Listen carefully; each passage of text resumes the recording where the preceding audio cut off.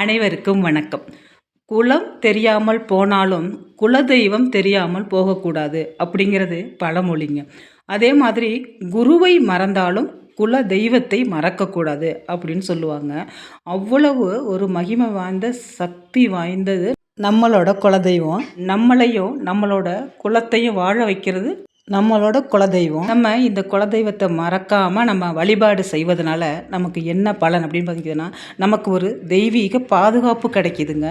மனசுக்கு ஒரு அமைதி கிடைக்கிது. உடல் நலம் நல்லா இருக்குது. செல்வ வளம் மேம்படுது. திருமணம், குழந்தை பாக்கியம் இது மாதிரி கிடைக்காதவங்களுக்கு இதை நம்ம குலதெய்வத்தை தொடர்ந்து வழிபட்டுட்டு வரும் பொழுது நமக்கு அதெல்லாம் ஒரு நல்ல விதமாக நடக்குது. நாள் செய்யாததை கோள் செய்யும், கோள் செய்யாததை குலதெய்வம் செய்யும் அப்படின்னு சொல்லுவாங்க. குலதெய்வத்தின் அருள் நம்மளோட வாழ்க்கை பிரச்சனைகளை தீர்க்கக்கூடிய மருந்துன்னு சொல்லலாங்க. சில பேருக்கு ஆண் தெய்வம், சில பேருக்கு பெண் தெய்வம் குலதெய்வமாக இருக்கும். இந்த குலதெய்வத்தை நம்ம தொடர்ந்து வழிபட்டுட்டு வர்றதுனால நமக்கு ஆன்மீக நம்பிக்கை அதிகரிக்கும், பக்தி அதிகரிக்கும். அதே போல் நம்மளோட கர்ம வினைகள்லாம் நீங்கும், கிரக தோஷங்கள்லாம் குறையுங்க. முதல்ல இந்த கிரக தோஷம் குறையிறதுக்கு நம்ம குலதெய்வ வழிபாடு மிக சிறந்த ஒரு பலனை தரும். இந்த குலதெய்வத்தை நம்ம வழிபடுறதுனால சகல தெய்வங்களோட அருளும் நமக்கு கிடைக்கும். மனசுக்கு ஒரு நிம்மதி கிடைக்கும். செல்வம், செல்வாக்கு எல்லாம் இந்த குலதெய்வத்தை அருளால் பெருகுங்க. அதே மாதிரி கல்வி, தொழில் விருத்தி இதெல்லாம் ஏற்படும். ரொம்ப நாளாக ஒரு வழக்கு நடந்துக்கிட்டு இருக்கு, நமக்கு நீதி கிடைக்கணும் அப்படின்னு நம்ம குலதெய்வத்தை வேண்டினீங்கன்னாக்கா கண்டிப்பாக அதுக்கு ஒரு பலன் கிடைக்கும், அந்த நீதி கிடைக்கும். அதே மாதிரி குடும்பத்தில் உள்ளவங்க ஒற்றுமையாக இருக்கிறதுக்கும், வீட்டில் நல்லா சுபகாரியங்கள் தடையின்றி நடைபெறத்துக்கும் இந்த குலதெய்வ வழிபாடு ரொம்பவே ஒரு முக்கியமானது. குலதெய்வ வழிபாடு பார்த்திங்கனாக்கா நம்ம பெற்றோர் நம்மளை பாதுகாக்கிற மாதிரி இந்த குலதெய்வம் நம்மளை பாதுகாத்து அப்படி கொண்டு போவோமாங்க. அதே மாதிரி 1000 தெய்வங்கள் நம்ம வழிபட்டு வந்தாலுங்க, 1000 தெய்வங்கள் இருந்தாலும் குலதெய்வத்திற்கு ஈடு இணை கிடையாது அப்படின்னு நம்ம முன்னோர்கள் சொல்லியிருக்காங்க. நம்ம ஒரு குழந்தைக்கு முடி எடுக்கிறதா இருக்கட்டும், காது குத்துறதா இருக்கட்டும், எல்லாமே நம்ம அந்த குலதெய்வ கோயிலில் வச்சு தான் எடுப்போம். அதே போல் ஒரு நல்ல நிகழ்வுகளுக்கு முதல்ல பத்திரிக்கை வைக்கிறதாக இருக்கட்டும், நல்ல விஷயங்கள் போய் பூஜை போடுறதுக்கு நம்ம முதல்ல குலதெய்வ கோயிலுக்கு தான் போவோம். சில பேருக்கு பார்த்திங்கனாக்கா குலதெய்வம் எங்கே இருக்குன்னே தெரியாதுங்க. கண்டுபிடிக்க முடியாதவங்களும் இருக்காங்க, கண்டுபிடிச்சி கொஞ்சம் போகாமல் இருக்கிறவங்களும் இருக்காங்க. அது மாதிரி இருக்கக்கூடாதுங்க. கண்டிப்பாக நம்ம குலதெய்வத்தை நம்ம வழிபடுறது ரொம்ப ரொம்ப முக்கியம். அதே மாதிரி குலதெய்வ கோயிலுக்கு கிட்டக்க இருந்துச்சுனாக்கா நீங்கள் வெள்ளிக்கிழமை போயிட்டு வாங்க. முடியாதவங்க மாதம் ஒரு வெள்ளிக்கிழமையிலாவது குலதெய்வத்துக்குன்னு ஒரு நாள் இருக்கும், அந்தந்த நாளில் அவங்கவுங்க குலதெய்வத்தை போய் நீங்கள் கும்பிட்டுட்டு வாங்க. அதேமாதிரி தூரமாக இருக்கவங்க ரொம்ப செலவாகும் அப்படின்னு நினைக்கிறவங்க வருஷத்துக்கு ஒரு முறை கண்டிப்பாக போய் குலதெய்வ வழிபாடு செஞ்சுட்டு பூஜை போட்டுட்டு வாங்க. ஒவ்வொரு வெள்ளிக்கிழமையும் கொஞ்சமாக பொங்கல் பொங்கி வச்சு இந்த குலதெய்வ வழிபாடை நீங்கள் வீட்டிலையே செய்யுங்க. வாரம் ஒரு நட இந்த வெள்ளிக்கிழமை அன்னைக்கு கொஞ்சம் பொங்கல் பொங்கி வச்சு நம்மளால் முடியாதுன்னு இல்லைங்க, கொஞ்சம் செய்யலாம். இல்லை என்னால் முடியல, ஏதோ இருக்கிற நைவேத்தியம் தான், ஒரு பேரிச்சம்பழமாக கல்கண்டை தான் வச்சு என்னால் சாமி கும்பிட முடியும், வெள்ளிக்கிழமை செய்ய முடியாது, நான் வேலைக்கு போகிறேன் அப்படின்னு நினச்சிங்கன்னா நீங்கள் மாதம் ஒரு நடையாவது அந்த குலதெய்வத்தை நினச்சி, ஆனால் தினமும் நினச்சி சாமி கும்பிடுங்க. அந்த வழிபாடுங்கிறது ஏதாவது செஞ்சு நைவேத்தியம் பண்ணுறது, பொங்கல் வச்சு பண்ணுறது அப்படிங்கிறது மாதம் ஒரு நடையாவது கண்டிப்பாக செஞ்சுருங்க. அதே மாதிரி தினமும் நீங்கள் சாமி கும்பிடும்போது எல்லா தெய்வத்தையும் வணங்கும்போது உங்கள் குலதெய்வத்தை முதல்ல நினச்சி வழிபாடு செஞ்சுட்டு அப்புறம் எல்லா தெய்வத்தையும் நீங்கள் வணங்கி வழிபாடு செய்யுங்க. இந்த குலதெய்வ வழிபாடு உங்களுக்கு அத்தனை நல்ல காரியங்களையும் நடத்தி கொடுக்கும். குடும்பத்தில் உள்ள கஷ்டத்தை எல்லாம் நீக்கி நல்ல ஒரு வளமான வாழ்க்கையை உங்களுக்கு கொடுக்கும்.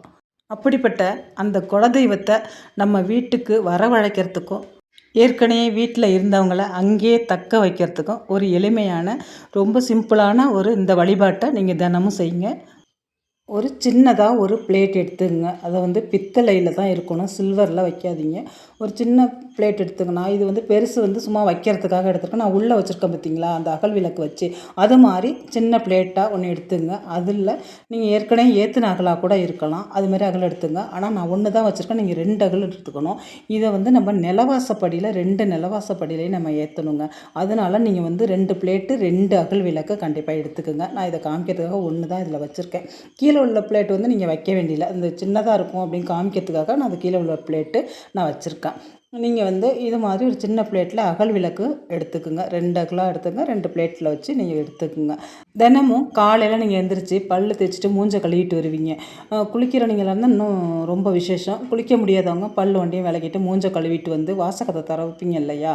அந்த வாசக்கதவை திறக்கும் பொழுது நீங்கள் திறந்து முடிச்சுட்டு நீங்கள் வாசல் தெளித்தாலும் பரவாயில்ல, வாசல் தெளித்து கோலம் போடுறதுக்கு முன்னாடியும் இல்லை பரவாயில்ல. நீங்கள் என்ன செய்ய, வாசலை திறந்தாலும் அந்த 2 வாசல் இருக்கு இல்லையா, 2 நிலவாசலுக்கு நேராக இது மாதிரி ஒரு பிளேட்டில் ஒரு அகல் வச்சு அதில் ஒரு சூடத்தை வைங்க.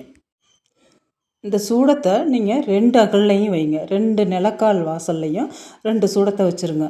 நீங்கள் தினமும் இது செய்யணும். தினமும் வந்து நீங்கள் ஒரு சூடம் வைக்க முடியலனாக்கா இதை பாதியாக கூட நீங்கள் புட்டு வைக்கலாம். பாதியாக புட்டு 2 நிலக்கால்லையும் நீங்கள் வைக்கலாம். இதை வந்து ஒரு நாளும் காலையில் நீங்கள் எழுந்த பிறகு வாசல் தெளித்து கோலம் போட்டுட்டு நிலவாசலில் 2 இது மாதிரி 2 சூடத்தை ஏற்றி வச்சுட்டு உங்கள் குலதெய்வத்தை நினச்சி நீங்கள் பிரார்த்தனை பண்ணுங்கள். நல்லா பிரார்த்தனை பண்ணுங்கள். எனக்கு உள்ள கஷ்டமெல்லாம் போயிடணும், நீங்கள் வீட்டுக்குள்ளே வரணும், நீங்கள் இங்கேயே தங்கி இருக்கணும் அப்படின்னு சொல்லிட்டு, இங்கே இருக்கிற நீங்களாக தான் இங்கேயே இருக்கணும் அப்படிங்கிற மாதிரி குலதெய்வத்தை மனதார வேண்டுங்க. இதை வந்து தினமும் நீங்கள் செய்யும் பொழுது உங்களுக்கு குலதெய்வத்தோட அனுக்கிரகம் கண்டிப்பாக கிடைக்குங்க.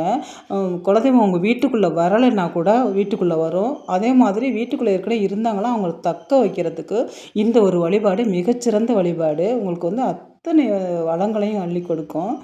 இதை வந்து வீட்டில் யார் வேணாலும் செய்யலாங்க. இந்த சூடம் வைக்கிறது நீங்கள் 3 நாள் வெளியில் இருக்கீங்க, செய்ய முடியல அப்படின்னு நினச்சிங்கனாக்கா இது வந்து வீட்டில் ஆண் பெண் யார் வேணாலும் இதை வந்து செய்யலாம். அதனால் இந்த இதை வந்து கொஞ்சம் சூடம் வந்து கொஞ்சம் இதாக தான் இருக்கும். அதனால் நமக்கு ஒரு நல்ல நிலைமைக்கு வரணும், நம்ம நல்ல வாழ்க்கை வாழணும் அப்படின்னு நினச்சிங்கன்னா, குலதெய்வம் நம்ம வீட்டுக்குள்ளே வரணும், நம்மள்ட்டே தங்கி இருக்கணும் அப்படின்னு நினச்சிங்கன்னா கண்டிப்பாக தினமும் இந்த வழிபாட்டை நீங்கள் செஞ்சுட்டு வாங்க. தொடர்ந்து நீங்கள் செஞ்சுட்டு வரும்போது ஒரு 2 வாரத்திலேயே ஒரு நல்ல ஒரு மாற்றம் உங்கள் வாழ்க்கையில் தெரியும். நல்ல ஒரு முன்னேற்றம் இருக்கும். பிள்ளைங்க வந்து நல்லா படிப்பாங்க, செல்வ வளம் பெருகும், மகாலட்சுமி தாயாரோட அருள் கிடைக்கும் உங்களுக்கு.